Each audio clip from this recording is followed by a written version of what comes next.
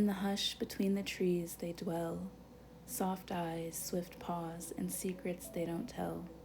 Antlers like crowns, wings brushing the sky, they watch in silence as we pass by. Not all protectors carry swords or flame, some bear fur or feather or have no name. Yet in their gaze a truth remains. We are guests within their secret domain. So I really wanted to capture the essence of those words into a beautiful piece of art. So I came up with this concept in my head, and it was partly inspired by the story of Sleeping Beauty, and it was inspired by all of the animals that I've encountered in nature who have blessed me with their presence, and just feeling their guidance, their spirit guidance, and feeling their protection. And so that's where the idea of Guardians of the Forest came about. I really wanted to just capture a serene, still moment in the forest where you just have these enchanted beings all bearing witness to this beautiful fairy woman as she kind of dissolves back into Mother Earth. And so I began this painting by working in my background. I really wanted to create some spirit tree figures and just create this kind of moody, mysterious forest background. And as you can see, I don't have all of the details filled in yet. I like to add details with my pencil and do some more sketching as I am in the process of painting. It just allows a little more free flowing of the process and a little more spontaneity. So yeah, here I'm just going in and adding some light layers of a deep kind of indigo color, and then glazing over that with a warm light tan tone, and then just adding more details, drawing some more trees and leaves, and just really trying to create a very rich and dense background. So with this piece, I did decide to go a little bit larger. I'm using cold press paper, and I'm using a sheet that is 14 by 20 inches large, so it is quite big, and the overall process for this painting took me about 4 to 6 weeks to complete.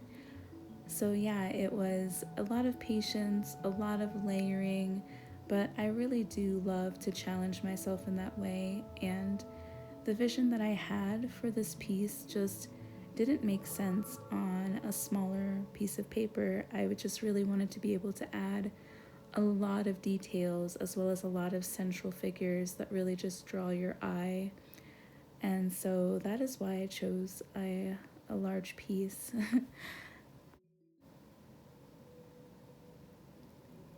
And so I'm continuing to go in and add some depth to my background after doing some more sketching and adding some more trees. I'm going in with my deep indigo and some Payne's gray, I believe, just to create some contrast and some shadow.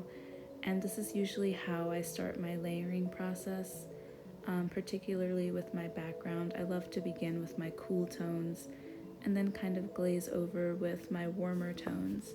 And this just helps to build depth. It's a very beautiful way to build depth, and a lot of people don't use pencil with their watercolor, but for me, I really love the way it adds kind of this nostalgic richness, almost this storybook illustrative kind of fading look to it. So I love to add some shading with my pencil and just allow the watercolor and the water to melt it into the color, and it just kind of gives it this really beautiful old vintage feel, and that's what you see here.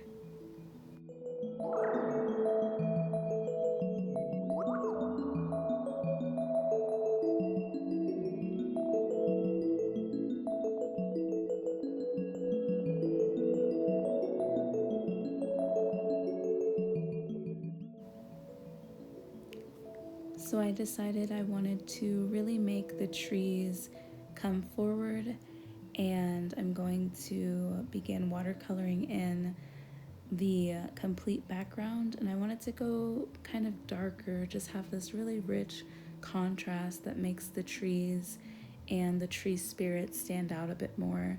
So I'm going in and beginning my layering process, which is very tedious, but it's just layers upon layers upon layers, and then adding some rich contrast with some Payne's Gray and deep indigo blue, which I will then glaze over later after I get all of my layers built up.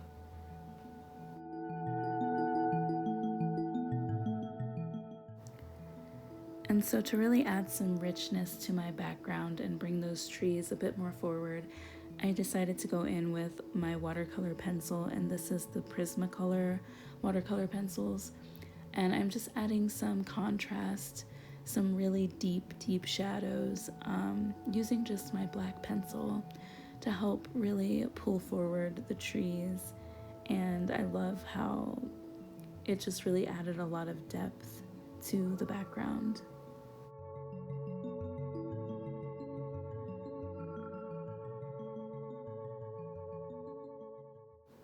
And now I'm going in and I'm beginning to add some color to some more of my central figures, just to begin balancing out my entire composition. I think it's important to kind of move around your painting and to not focus too long in one area all at once. That way you can just balance out your tones and balance out your composition as a whole. And so I'm just going in and adding some light washes and layers and just starting to bring the wildlife to life.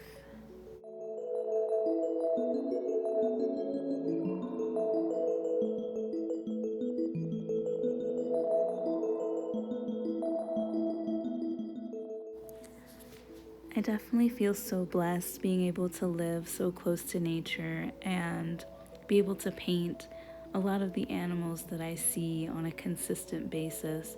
And deer are definitely one of them. I have a beautiful little squirrel friend that comes and visits every single day. The foxes love to frequent the dark woods behind my home. And it's just so cool to be able to, be blessed with their presence and to be able to be inspired by them. So I'm continuing to balance out my composition by adding this light green wash to my foreground. I really wanted to create this visual idea of her laying on a bed of moss and just being embraced and blanketed by the earth. And it's this feeling that I get when I am out in nature of just being held by Mother Earth and being held in her embrace. And I thought that was just such a beautiful concept and idea to incorporate into this painting. And a little bit of inspiration for this piece definitely found me through the story of Sleeping Beauty. It's been on my mind a lot lately, and I just really loved the scene where she's just sleeping in the forest and all of the forest animals are around her. I wanted to create something similar in my own art style and just with my own interpretation and the feeling that I get from being out in nature and having these beautiful animals all around me on a consistent basis and just feeling their presence, their guidance, and their protection.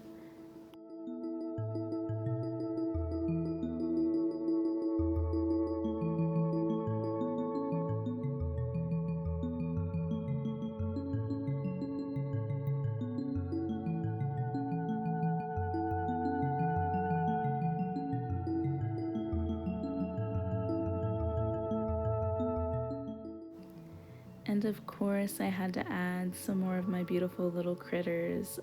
I've got a little bird friend, a little bunny friend, and of course, a little frog friend, as well as all of the little mushrooms. I am a huge lover of mushroom and fungi in general. And just, yeah, I love painting all of the little beautiful details.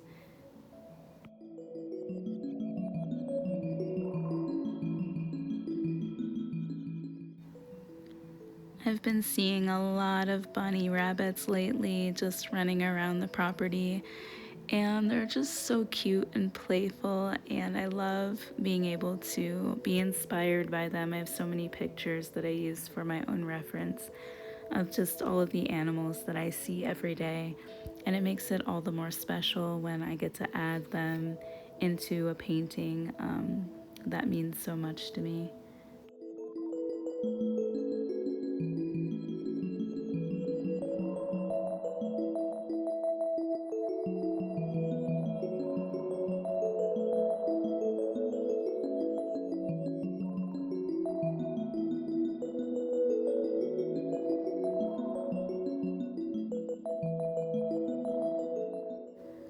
I'm going in and adding some highlights and just giving a little bit more color to my scene because I did have a lot of cool tones in the background, and so I just want to bring the animals forward. And here we have our result as we are finishing it up and adding some last minute details. I'm going to go in and add some more sparkles and just add some more little flashy tiny details, but this is how she looks, and I am in love with the concept and how it came out.